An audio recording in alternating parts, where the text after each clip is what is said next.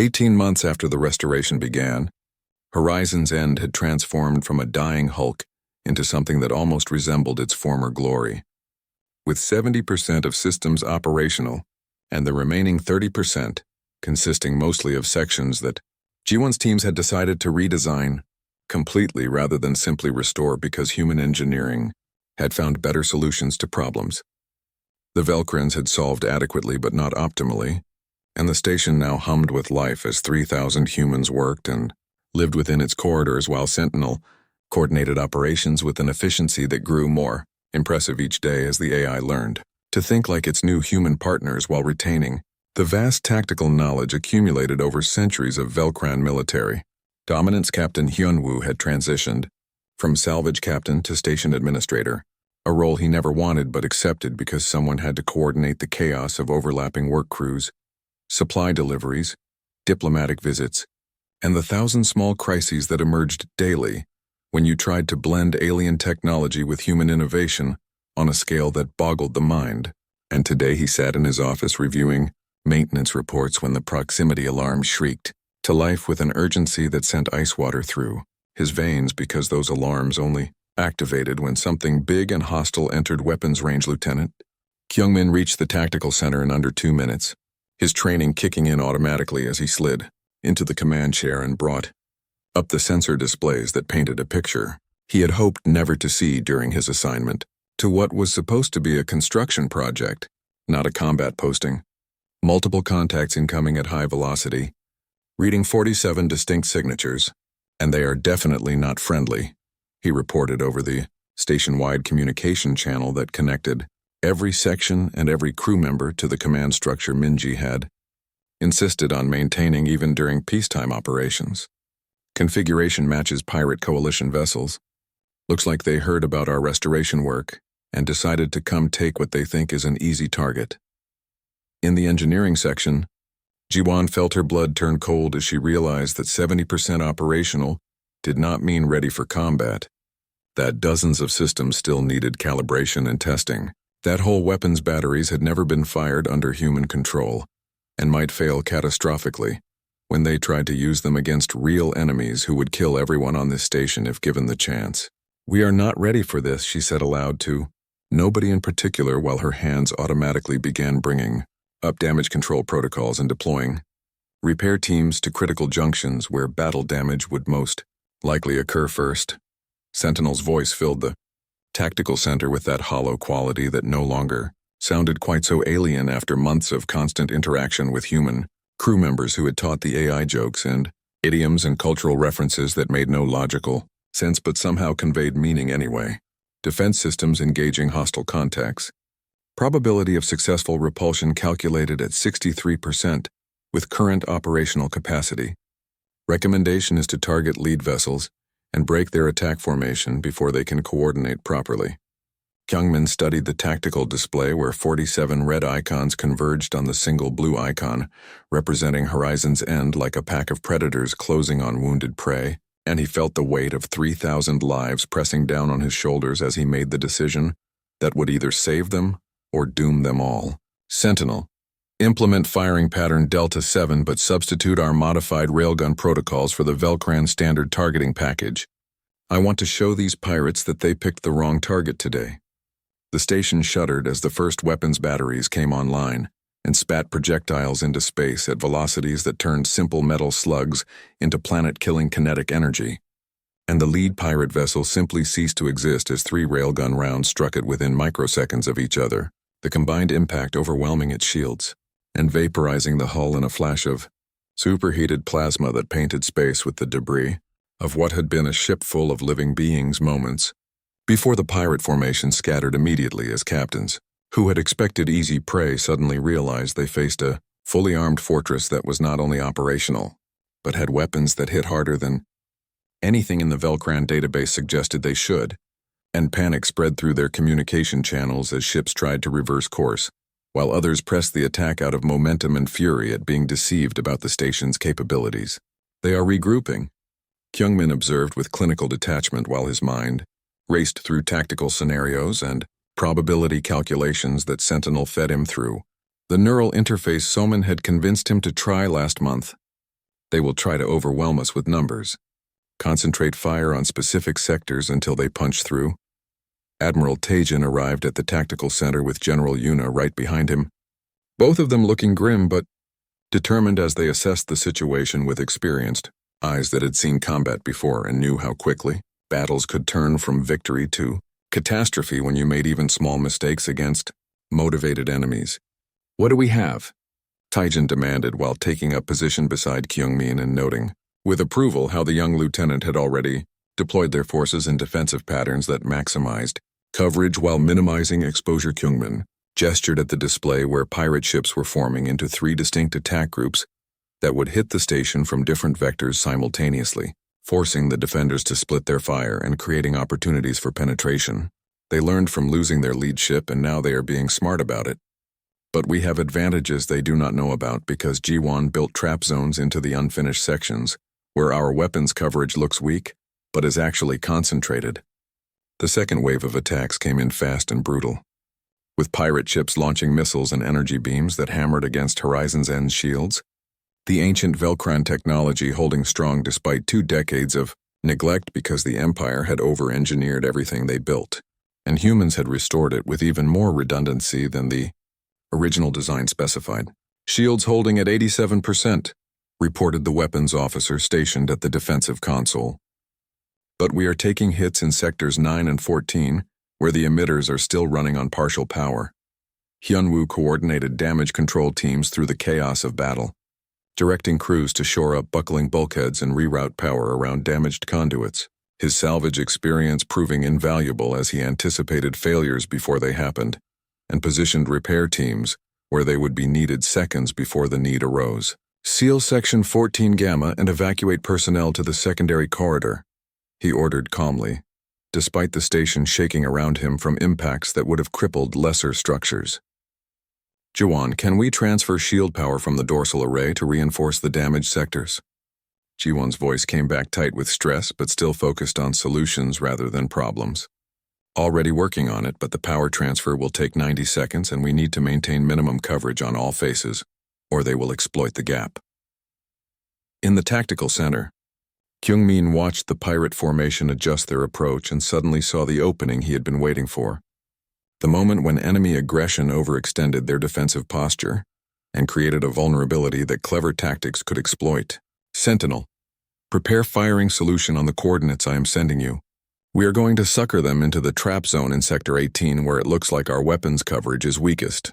Sentinel processed the plan in microseconds and began adjusting the defensive fire pattern to subtly herd the attacking pirate ships toward the sector Kyungmin had designated, reducing fire intensity just enough to make it look like that area was vulnerable, without making the deception too obvious for experienced combat pilots to recognize. Tactical deception implemented. Enemy formation adjusting vector to exploit perceived weakness. General Yuna watched the pirate ships maneuver into position and allowed herself a cold smile, because she had positioned 2 full companies of Marines in Sector 18, with breach pods ready to launch the moment enemy ships got close enough to attempt boarding actions. "They think they found our weak spot, but they are about to learn why you do not board a station that humans have been fortifying for 18 months. The trap snapped shut with devastating efficiency as the pirate ships entered the kill zone, and suddenly found themselves facing concentrated fire from weapons batteries that had been dark and silent moments before, combined with a storm of point defense fire that shredded their smaller attack craft and left their main vessels exposed to the killing blows of modified railguns that punched through armor like paper. Multiple enemy vessels destroyed, remaining forces attempting to disengage. Sentinel reported with what might have been satisfaction, coloring its mechanical voice, but the pirates had committed too heavily to their attack and could not withdraw fast enough to escape the interlocking fields of fire that 3 years after humanity began restoring the ancient Velcran fortress, Horizon's End stood fully operational with every system running at peak efficiency and several new additions that no Velcran engineer had ever imagined, like the modular armor plates that could be ejected and replaced in combat, or the drone fabrication bays that could manufacture defensive units on demand using raw materials from the asteroid field nearby, or the quantum entangled communication array that linked the station directly to Earth Command with 0 light speed delay. And the transformation had been so complete that even G1 sometimes forgot this had once been alien technology because human fingerprints now covered every surface and every system bore the mark of innovation that came from necessity and stubbornness in equal measure. The Krell Dominion had watched this transformation with growing displeasure that manifested in increasingly aggressive diplomatic protests about human presence in what they suddenly claimed was their sovereign territory, despite the fact that the neutral corridor had been neutral for over a century, and no species had valid claims to anything within its boundaries. But the Krell operated on the principle that might made right, and they possessed one of the largest military forces in known space, which meant they were accustomed to getting their way through threats and intimidation. They are demanding we abandon the station within 30 days or face military action. Ambassador Daehyun reported during the emergency council meeting that brought together all senior leadership from both military and civilian branches of the restoration project. The Krell ambassador was very clear that they consider our presence here a direct challenge to their security interests, and they will not tolerate what they call human expansionism into their sphere of influence.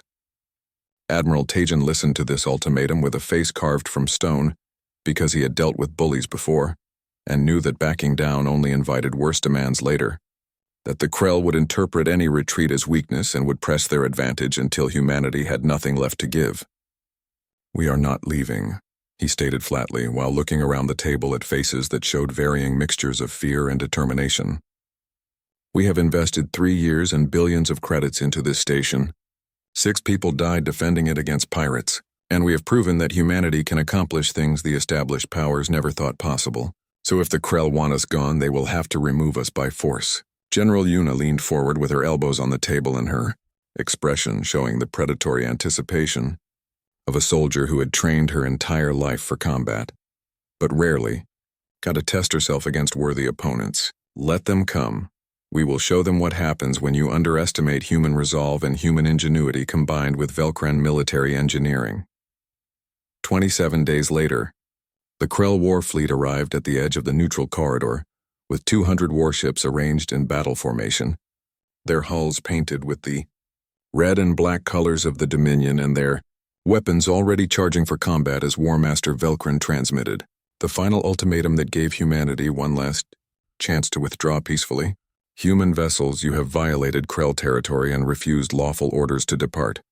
You will surrender control of the station and evacuate all personnel within 6 hours, or we will destroy you and salvage what remains."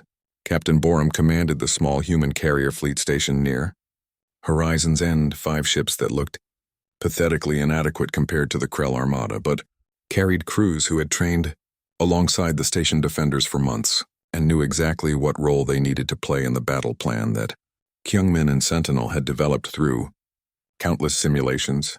"All ships maintain position and prepare for combat operations," she ordered, while watching the Krell fleet maneuver into attack. Formations that demonstrated professional competence but also revealed tactical assumptions that could be exploited by defenders who thought differently. About space combat, Velcran studied the human response with contempt because he saw only a handful of small ships defending a single station against overwhelming force, and his experience spanning 4 decades of military service told him this would be over in days if not hours once his forces began their systematic dismantling of human defenses. "All vessels commence attack. Target the station's shield generators first and then move to weapons platforms. I want this installation rendered inoperable within 48 hours."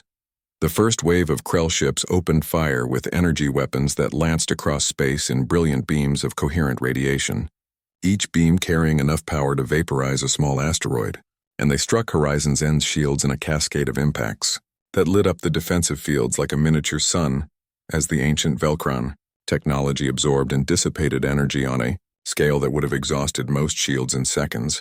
"Shields holding at 91%, reported the defensive coordinator while monitoring the power flows that G1 had optimized to handle exactly this kind of sustained bombardment. The Krell are using a standard alpha strike pattern. Sentinel is already predicting their next targeting sequence. Kyungmin sat in the tactical center with his neural interface fully engaged. His consciousness merged with Sentinel in a partnership that let them coordinate defensive operations with inhuman speed and precision. seeing patterns in the Krell attack formations and responding with countermeasures before the enemy could adjust their strategies. Target their heavy cruisers with railgun batteries 4 through 9, single-shot maximum impact mode. I want to remind them that we hit back hard. The station's railguns spoke with voices of thunder, launching projectiles that crossed the distance to their targets in seconds and struck with devastating force that punched through Krell shields and armor to destroy 3 heavy cruisers in the opening exchange, sending a clear message that this would not be the easy victory Velkrin had anticipated.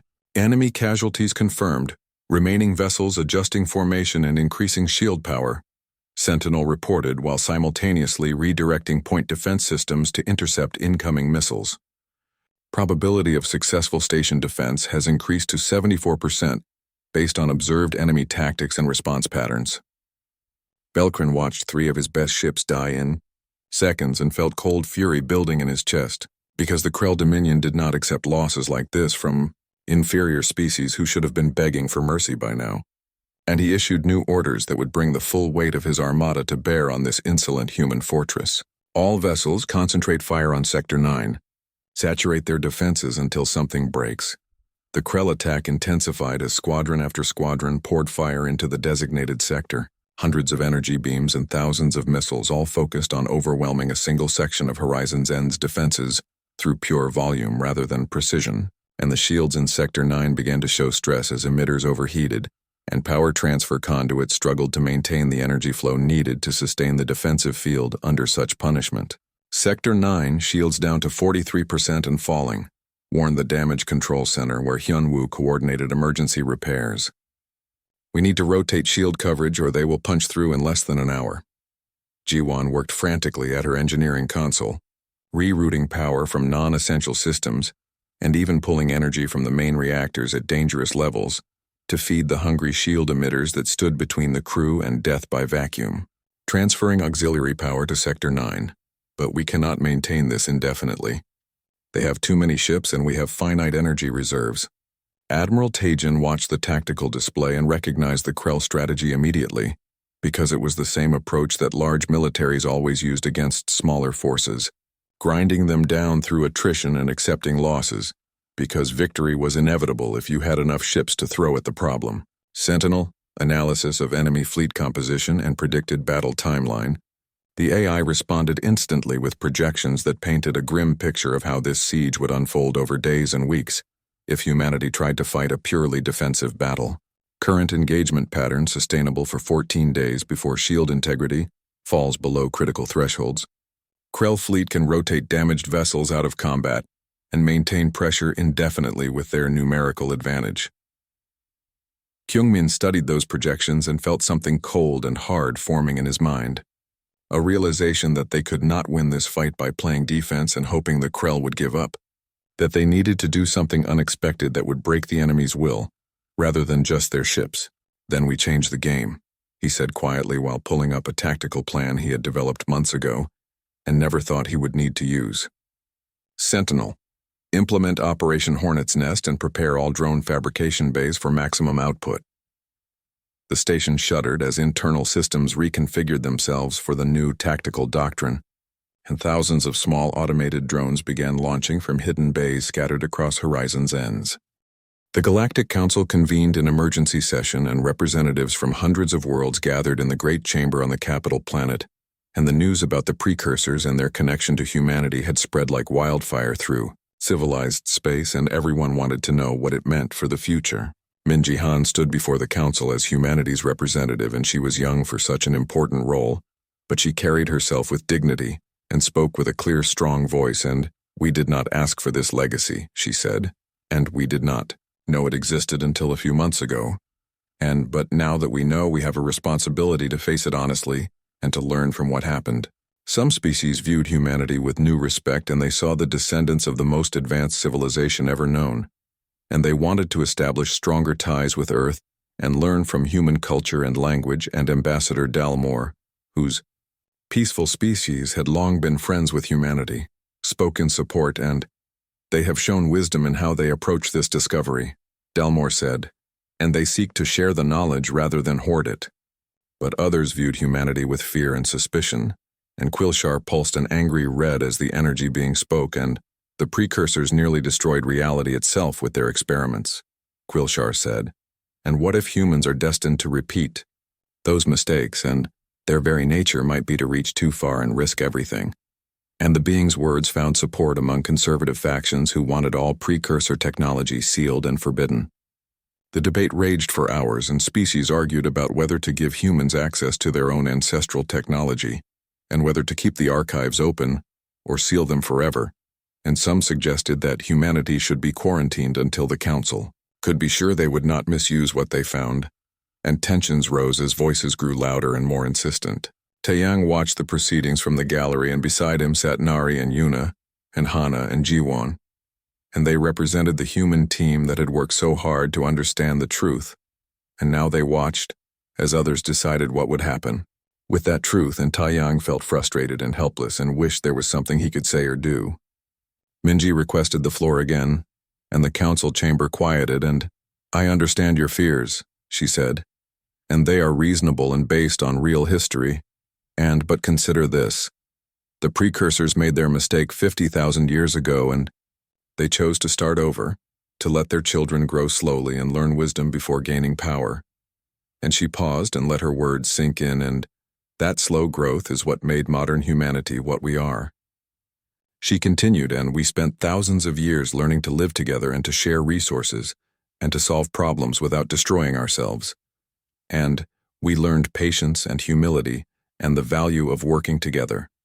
And these are not the lessons of a species destined to repeat old mistakes, and these are the lessons of a species that has already learned from them. Korvath had been given permission to address the council, and the ancient AI's voice filled the chamber, speaking in Korean, that was then translated for all to hear. "And I knew the precursors who made the mistakes," Korvath said, "and I knew their pride and their arrogance and their certainty that they could control anything they discovered. And I do not see those traits in their descendants, and I see instead a people who question themselves and who seek guidance and who understand. That knowledge brings responsibility."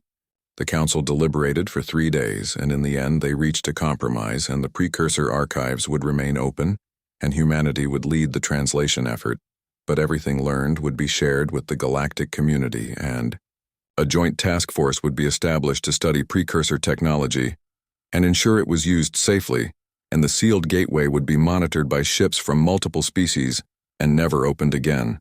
Taeyang returned to the research station with mixed feelings, and they had won the right to study their own history. But it came with enormous responsibility, and he sat in the archive room surrounded by data crystals and wondered if he was equal to the task ahead, and Nari found him there and sat beside him in comfortable silence. "I keep thinking about that final message," Taeyang said, "and the one where they told us to be careful. And what if we're not ready? What if we make the same mistakes?" And his doubts poured out, and Nari listened patiently. "I think being afraid is a good sign," she said finally. "And the precursors weren't afraid, and that was part of their problem, and we're afraid and careful, and that might be exactly what keeps us safe." And she smiled and added, "Besides, you're not doing this alone, and we have the whole galaxy helping us learn." The work continued, and Taeyang began training others to read Korean so they could help with translations, and aliens from dozens of species sat in his classroom struggling with pronunciation and grammar, and he found he enjoyed teaching and watching. His students slowly mastered this ancient language that had been deemed impossible to speak. Korean became the second most studied language in the galaxy after Galactic Common, and universities on hundreds of worlds offered courses, and Korean cultural centers opened on alien planets. And people wanted to understand not just the language, but the culture and philosophy and history behind it, and Earth found itself at the center of galactic attention in ways that felt both exciting and overwhelming. Hana worked with cultural ministries to develop programs that taught Korean values and history, and she made sure to emphasize the lessons the precursors had learned and the wisdom they had tried to pass down. "And our culture isn't just about what the precursors achieved," she told students, "and it's about what they learned when they failed and how they chose to go forward." Taeyang received an invitation to return to Earth and speak at a ceremony in Seoul, and he had not been home since before the discovery, and the trip felt strange and familiar at the same time. And Seoul looked the same, but felt different now that he knew its deeper history. He visited his grandmother, who still lived in the old apartment in the traditional neighborhood, and she did not understand anything about space stations or alien species or galactic councils, and he tried to explain what he had discovered, and she listened politely and then patted his hand and, "Of course our language is special," she said, "and I always told you that." And she smiled and offered him tea, and the normalcy of it made him want to cry. The ceremony was held at the National Museum, and dignitaries from Earth and beyond attended, and they unveiled a monument carved from stone with inscriptions in both Korean and Galactic Common, and the monument commemorated the precursors and acknowledged their achievements and their mistakes and pledged that the galactic community would learn from their example. Taeyang stood with the other humans who had worked on the project, and Ambassador Dalmor approached him and, "Tell me," the alien said, "and what do you think the precursors would say if they could see this moment?" And Taeyang thought about the question carefully. He looked at the gathered crowd and aliens and humans standing together and learning from shared history, and he thought about Korvath waiting patiently to teach new generations, and the sealed gateway being guarded by multiple species working together and the archives being translated and shared freely, and he smiled. "I think they would say they're proud," Taeyang answered, "and I think they would say that their children grew up well." And he switched to Korean for his final words, and "I think they would say welcome back. We've been waiting." The ceremony ended, and people mingled and talked and made plans for future cooperation, and Taeyang found a quiet corner and looked up at the sky. And somewhere out there were the ruins of precursor cities and sealed archives full of knowledge and a gateway that must never open, and his ancestors had walked those worlds and learned hard lessons and given their descendants the gift of a second chance. In research stations across the galaxy, students opened their textbooks to the first lesson, and their teachers, members of 100 different species, began the class the same way Taeyang had taught them, and they spoke the first words of Korean that every student learned, and the sounds that had once been impossible now filled the cosmos with hope. "Annyeonghaseyo," they said in unison, and their pronunciation imperfect but sincere, and "hello." And it was a greeting that spanned 50,000 years and carried the weight of history and the promise of a better future, and the universe listened and welcomed the children home. The dust of Velthera Prime swirled around Jihoon's boots as he stepped off the transport shuttle. The planet's twin suns hung low on the horizon, casting purple shadows across the ancient ruins that stretched before him. He had traveled 3 months through space to reach this place, and now that he stood here, the reality of it took his breath away. The Temple of Eternal Warriors rose from the desert like a massive claw reaching toward the sky, its dark stone surface covered in symbols that no living being could fully translate. Jihoon adjusted the scanner on his belt and walked toward the expedition camp, where dozens of tents and equipment pods formed a small city around the temple's base. Nari was already there, directing a group of robots as they unloaded supplies from another shuttle. She waved when she saw him, her short black hair whipping in the wind. "About time you showed up," she called out with a grin. "I've been here 2 days already and the aliens are driving me crazy." Jihoon laughed and moved to help her with a large equipment case. "What are they doing now?" he asked. Nari rolled her eyes. "They keep arguing about who should lead the expedition into the sanctum tomorrow. Velrain thinks his people discovered the temple first, so they should have priority. Thorin says his species is the strongest, so they should go first for safety reasons. Lixa just wants everyone to follow proper council protocols, which means filling out forms for everything." Jihoon shook his head. The Galactic Council had been like this since humanity joined 50 years ago. Everyone had an opinion. Everyone had a reason why their way was best, and nothing got done quickly. They carried the equipment to their assigned tent and started setting up their workstation. Through the open flap, Jihoon could see other members of the expedition moving about the camp. Velrain stood near the temple entrance, his crystalline body catching the sunlight and throwing rainbow patterns across the sand. The Veltherons were beautiful creatures, tall and elegant, with bodies made of some kind of living crystal that rang like bells when they moved. Thorin was harder to miss. The Chromath warrior stood nearly 3 meters tall, his 4 massive arms crossed over his chest as he spoke with 2 other members of his species. The Chromath were known throughout the galaxy as the strongest beings alive, capable of lifting weights that would crush most other species. And there was Lixa, the Quen diplomat, her insectoid body covered in the formal wrappings that marked her high rank in the council. The Quen were the politicians of the galaxy, always negotiating, always making deals. That evening, the expedition held a meeting in the main tent. Ji-hoon and Nari sat at the back while Velrain explained what they knew about the temple. The predecessors built this place 100,000 years ago, Velrain said, his voice chiming like music. They were the first spacefaring civilization in this galaxy, perhaps in the entire universe. They built temples like this on dozens of worlds before they vanished. No one knows what happened to them. No one knows where they went. But they left behind wonders that we are only beginning to understand. He activated a holographic display that showed the temple's interior layout.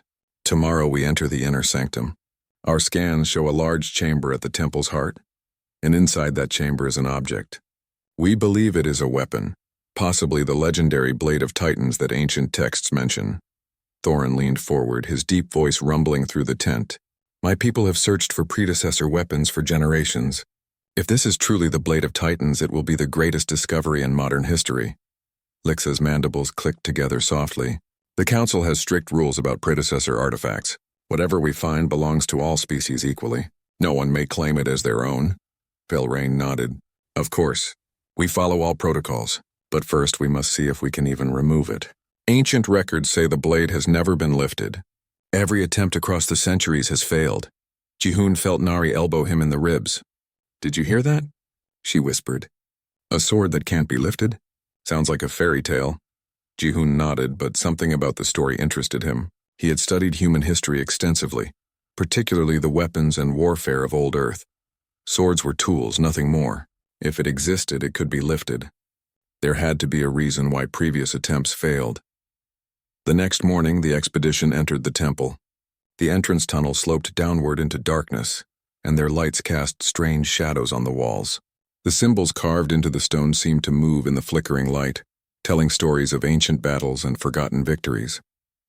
Ji-hoon ran his hand along the wall, feeling the deep grooves cut into the rock. Whoever made these carvings had been strong. The tunnel opened into a series of chambers, each one larger than the last, each one filled with strange objects and broken machines that no one understood.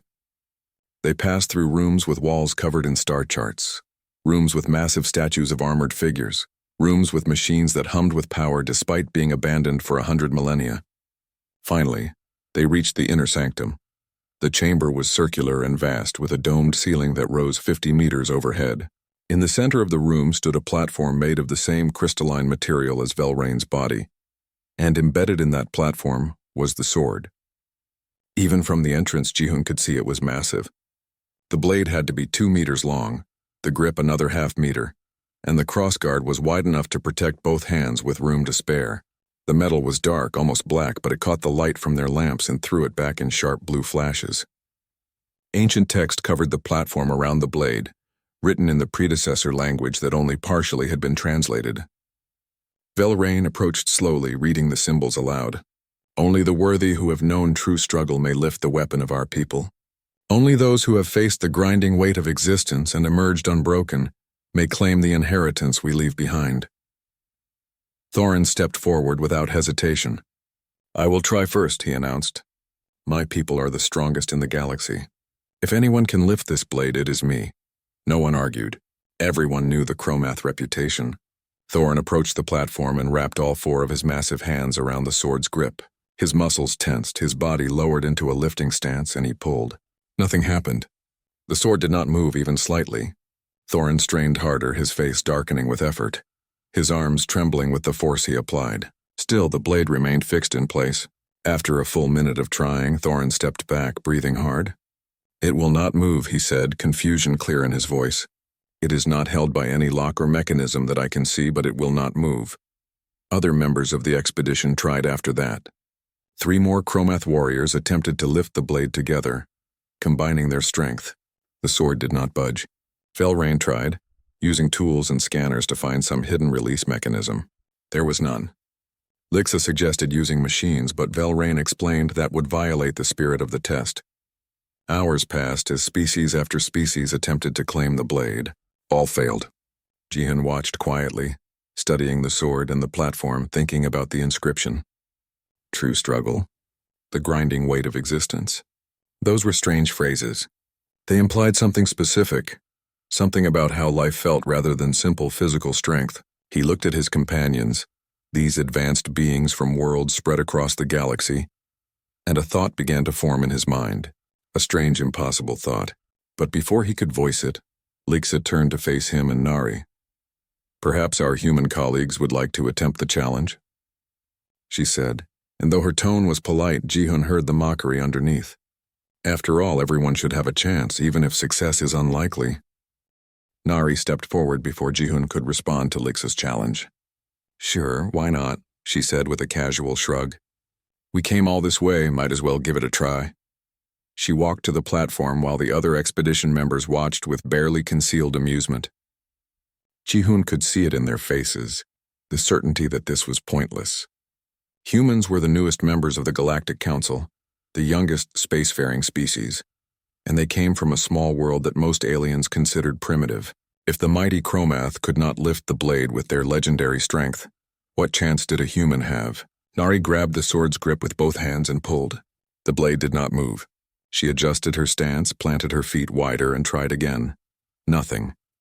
After a moment, she stepped back and shook her head. "Well, that's disappointing," she said. "Would have been cool to be the one who figured it out." Thorin made a sound that might have been a laugh. "No shame in failure, human.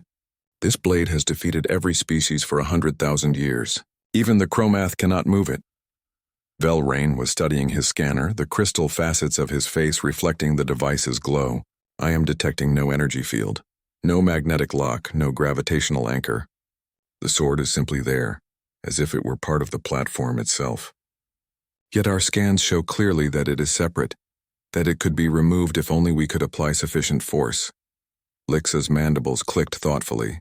Perhaps the predecessors did not intend for anyone to lift it. Perhaps this is merely a monument, a symbol of power that was never meant to be claimed. Ji-hun moved closer to the platform, ignoring the conversation behind him. He knelt beside the crystalline structure and examined the text carved into its surface more carefully. His translator was good but not perfect, and the predecessor language had gaps that no one had fully bridged.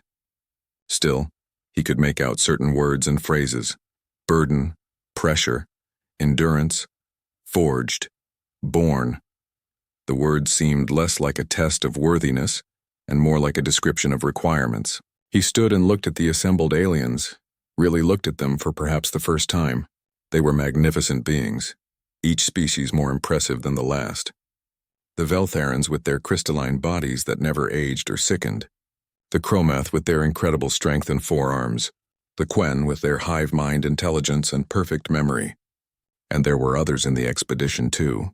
The Phelan, who could fly through the air on gossamer wings, the Torvan, whose bodies could survive in the vacuum of space without protection.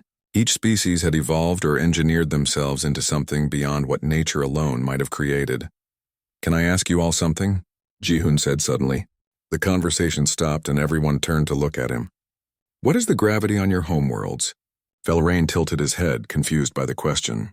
"Velthara Prime has 0.4 standard gravity," he said. "Why does this matter?" Ji-hun looked at Thorin. "And Chromath?" The big warrior shrugged. 0.6 standard gravity. Our ancestors evolved on a light world, but we grew strong through will and training." Ji-hun nodded slowly. "And Lixa, what about the Quen homeworld?" The insectoid diplomat's antennae twitched. 0.5 standard gravity. All civilized worlds maintain comfortable gravity. It is only logical.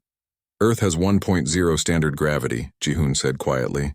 In fact, Earth's gravity is what the galactic standard is based on because humans insisted on it when we joined the Council.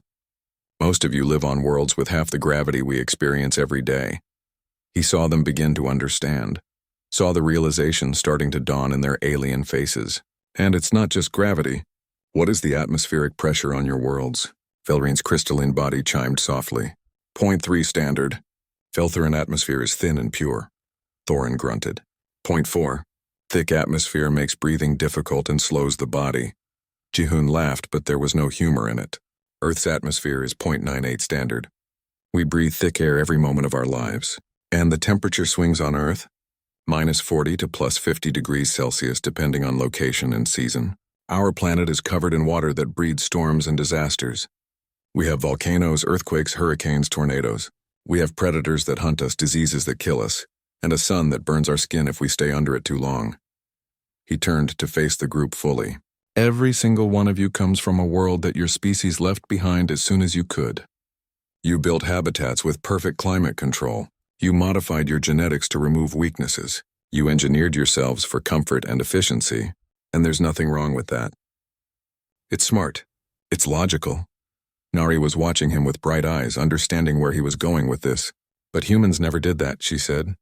We never left Earth. We never modified ourselves. We're still the same species that evolved in East Africa 300,000 years ago, still carrying the same bones and muscles and organs that our ancestors needed to survive on a world that was trying to kill them every single day. Thorin's forearms uncrossed slowly. You are saying the sword requires someone from a high-gravity world, someone whose body was built to endure pressure and weight. Ji-hoon nodded. Not just built for it, raised in it, living it. The text says the grinding weight of existence. That's not a metaphor, that's literal.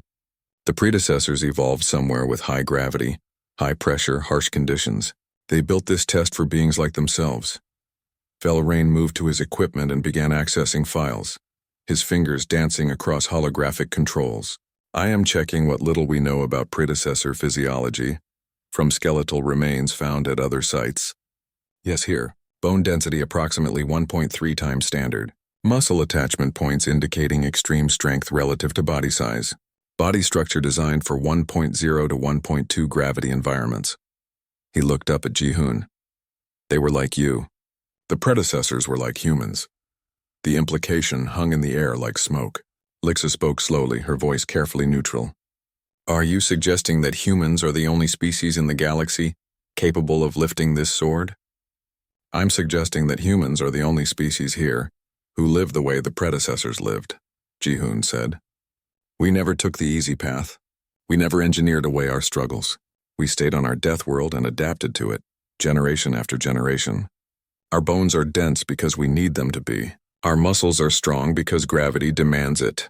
Our hearts are powerful because pumping blood upward against one standard gravity for 100 years requires a powerful heart. He paused. Every one of you is more advanced than us. You live longer, think faster, have abilities we could never match. But you're also softer than us in ways you don't even realize. You evolved away from hardship. We never had that choice. Thorin walked back to the sword and stared at it with new understanding. I am stronger than any human.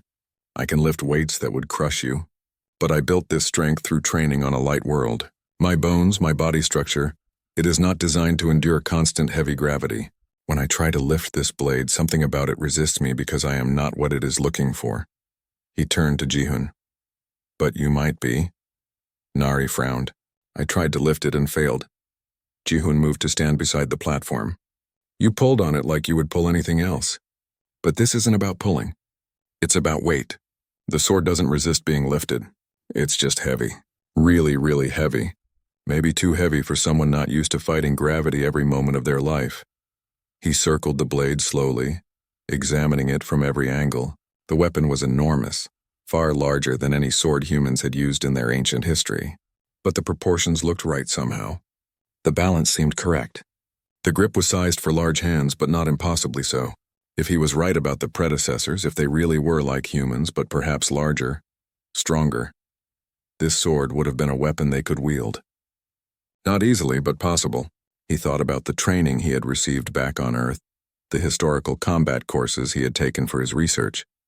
He had learned to use reproduction swords from various periods of human history, the long swords of medieval Europe, the dadao of China, the katana of Japan. He understood how to hold a blade, how to lift it properly, how to move with its weight rather than fighting against it. I want to try, he said. Everyone went quiet.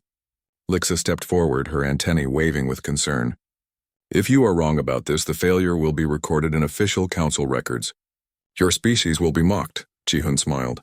If I'm wrong, we'll be mocked for trying. If I'm right and I don't try, we'll regret it forever. I'll take my chances. He approached the sword and wrapped his hands around the grip. The metal was cool under his palms, and he could feel fine grooves cut into the surface for better purchase. He tested the balance without trying to lift it yet, feeling where the weight centered. Then he set his feet properly, Knees slightly bent, back straight, core muscles engaged.